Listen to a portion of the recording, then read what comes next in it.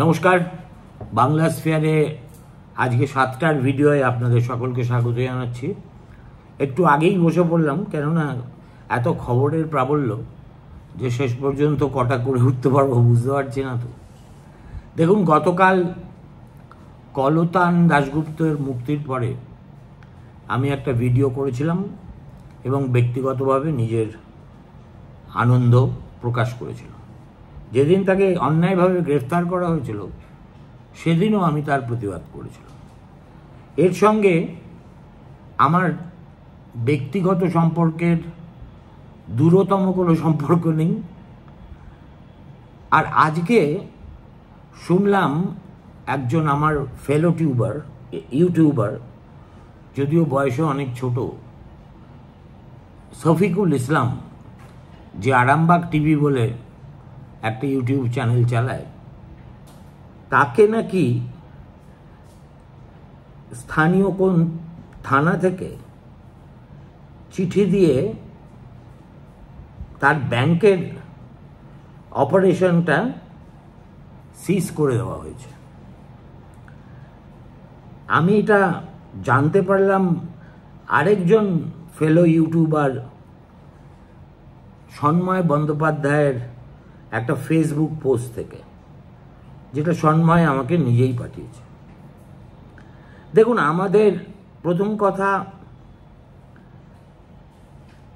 এ রাজ্যের পুলিশ দেখেও শিখবে না, ঠেকেও শিখবে না, কোনো অবস্থাতেই এরা শিখবে না। এটা আমাদের ধরে চলতে হবে এবং তাদের এই স্বৈরাচারী আচরণ আমাদের একটা প্রফেশনাল হ্যাজার্ড হিসেবে মেনে নেওয়া অভ্যেস করতে হবে। যদি আমরা সেটা না পারি, তাহলে প্রত্যেকটি ঘটনা আমাদের কাছে খুব বিপর্যয়ের মতো বলে মনে হবে এবং আমরা পাল্টা লড়াইয়ে যেতে পারবো না, আমাদের দম ফুরিয়ে যাবে।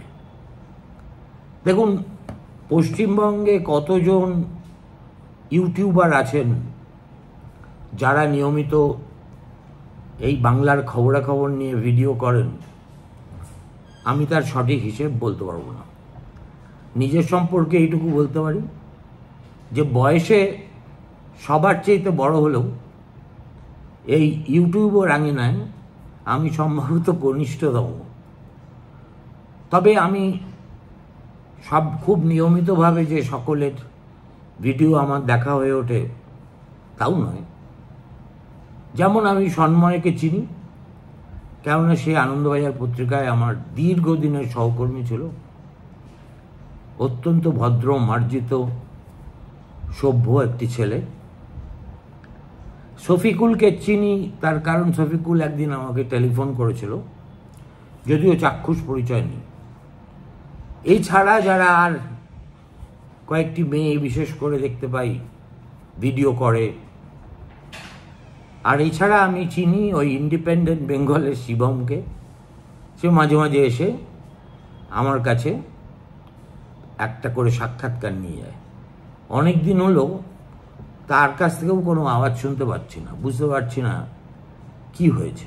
সে যাই হোক, ইউটিউবারদের সংখ্যা কত হবে? ম্যাক্সিমাম যদি হয় 10 জন, কি তার চাইতে 2-1টা বেশি বা কম হবে? যখন কোনো রাষ্ট্র শক্তি তার সবচেয়ে নোংরা চেহারা নিয়ে এই ইউটিউবারদের শায়েস্তা করতে উদ্যত হয়, তখন কিন্তু দুটো জিনিস একই সঙ্গে প্রমাণিত হয়। এক, এই ইউটিউবারদের ক্ষমতা সম্পর্কে সরকার সত্যিই খুব ভয় পেয়ে থাকে। আর দুই, আর সবার ক্ষেত্রে যে পদ্ধতিতে সবক শেখানোর চেষ্টা হয়, এদের ক্ষেত্রেও প্রায়শই হামেশাই শুনি এই ঘটনা ঘটে চলেছে। কিছুদিন আগে ওই আরেকটা কি ছেলেটির নাম বলে যাচ্ছি, আমাকে গালাগাল দিয়েছিল, শুদ্ধশীল, দেখলাম কালনা থেকে জনা 15 পুলিশ অফিসার এসে তার বাড়ির যত ইলেকট্রনিক গ্যাজেটস আছে, ইনক্লুডিং ওর ছেলে 8 বছরের ছেলের ল্যাপটপ, সব নিয়ে চলে গেছে। আমি কারুর হয়ে এখানে সাফাই গাইছি না, তার কারণ কে কোথায় কখন কি বলছে সেটার তো উপর নজর রাখা আমার পক্ষে সম্ভব নয়। অনেক সময় দেখেছি যে এদের মধ্যে অনেকেই যেহেতু সাংবাদিকতার পাঠশালা থেকে উঠে আসেননি, ফলে আমাদের পেশার ব্যাকরণ সম্পর্কে এরা যথেষ্ট ওয়াকিবহাল নন। এবং অনেক সময় দেখেছি, এটাও দেখেছি যে এরা এমন সব কথা এমন সব ব্যক্তিদের সম্বন্ধে বলে ফেলেন যেগুলো না বললেই বোধহয় সমীচীন হতো। কেননা গালাগালি দেওয়ারও নানা রকম পদ্ধতি আছে। যেহেতু এরা কখনো অনুশীলন করে সাংবাদিকতা করেনি, ফলে সেই পদ্ধতিগুলো সম্পর্কে এরা ওয়াকিবহাল নয়। কিন্তু এরা যাই করুক, যাই বলে থাকুক, আমার কথা হচ্ছে এই কথা বলার স্বাধীনতা হরণ করার পুলিশকে,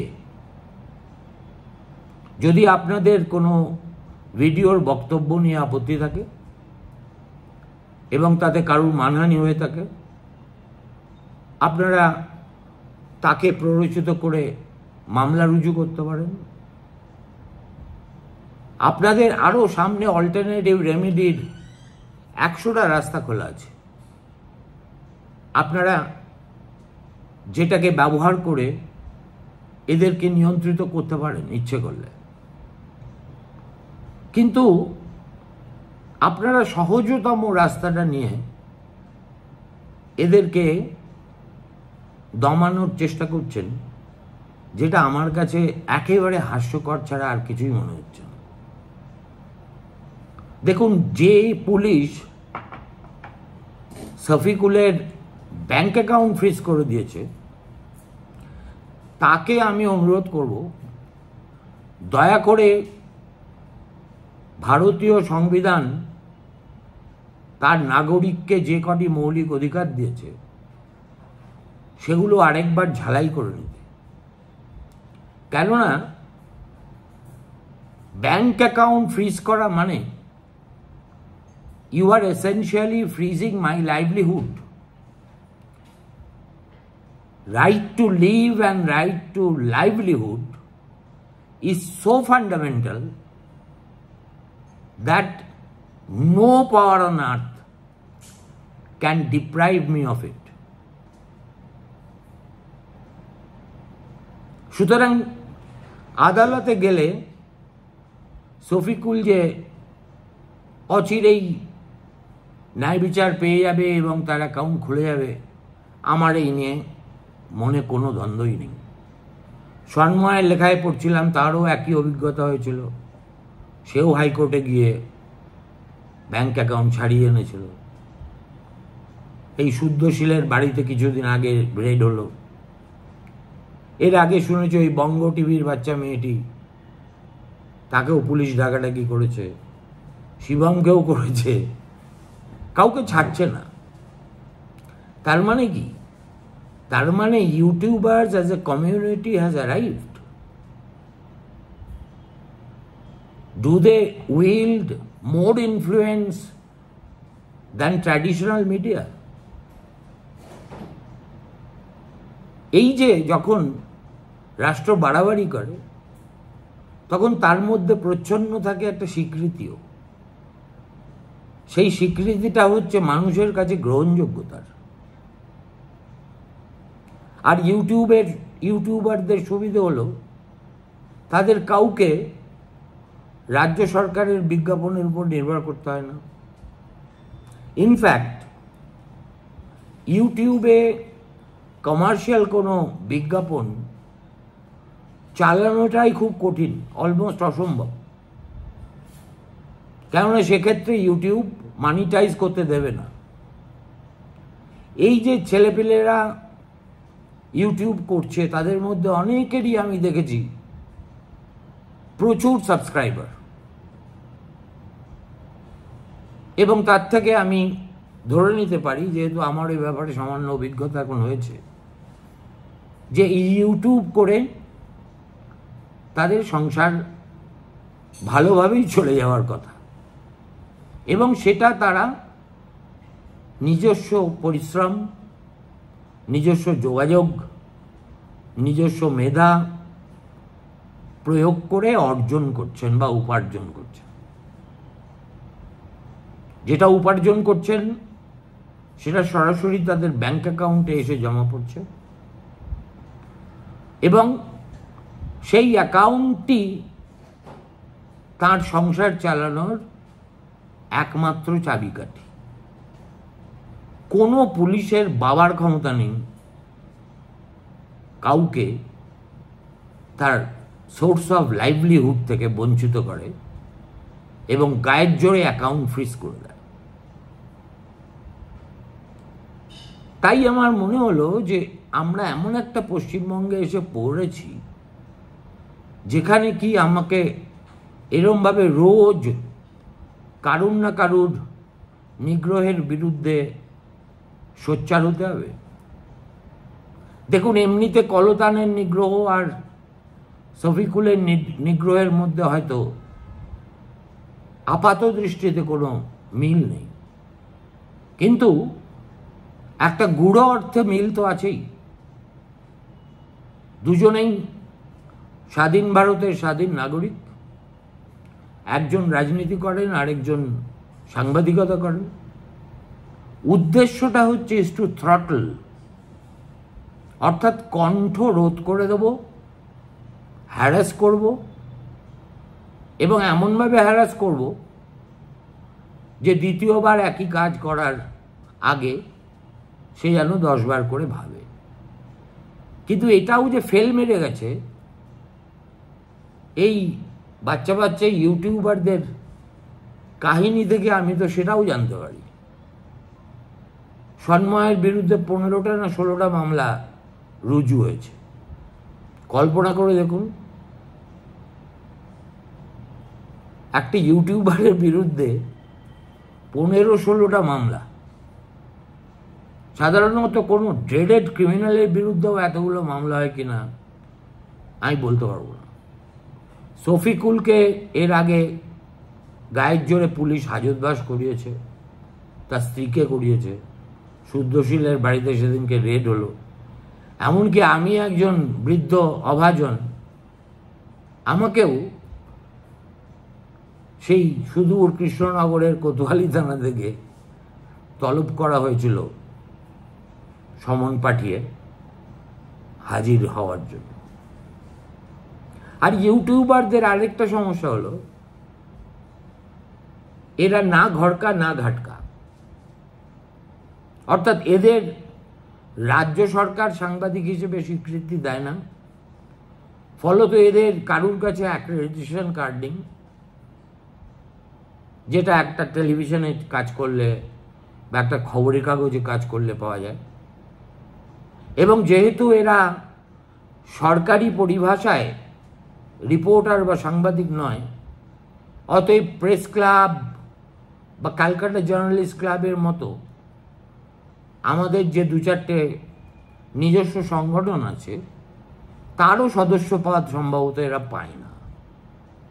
ফলত আমাদের কমিউনিটির মধ্যে এরা হচ্ছে সবচেয়ে ভালনারেবল। কেননা পুলিশ জানে শফিকুলকে পেটে লাথ মারলে তার জন্য কলকাতা শহরে প্রেস ক্লাব থেকে কোনো বিবৃতি বেরোবে না, সে এমনিই বেরোয় না, সেটা অন্য কথা। কিন্তু যদি একজন প্রতিষ্ঠিত সাংবাদিকের বিরুদ্ধে কোনো অ্যাকশন নেওয়া হয় এরকম, তাহলে অবশ্যই অন্তত একটা চাপ তো তৈরি হবেই। সুতরাং আমার